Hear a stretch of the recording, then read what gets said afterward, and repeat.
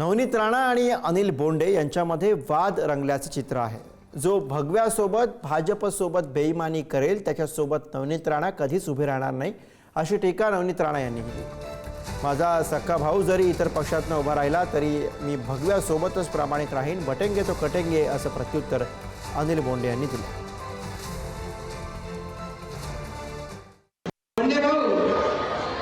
मी मोर्शी फिरून आली आहे, मोर्शीमध्ये माझी सभा झालेली आहे आणि काही लोकांचे नावाने जरी कमळ असल तर नवनीत राणाने इमानदारीचा दुपट्टा कमळ गळ्यात घातला आणि भगवा प्रत्येक रक्तामध्ये आहे। कोणाचे बोलायची आणि याची गरज नाही आहे।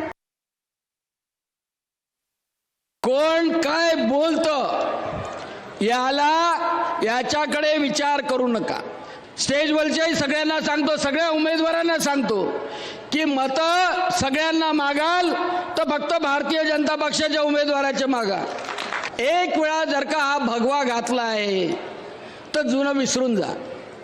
माझा सख्खा भाऊ जरी उभा असता, शिवसेनेवर उभा असता, कोणत्या दुसऱ्या पक्षावर वायएसपीवर उभा असता, राष्ट्रवादीवर उभा असता, अजित पवारवर उभा असता, काँग्रेसवर उभा असता, कोणत्याही पक्षावर उभा असता तरी मी भगव्याला प्रामाणिक राहील।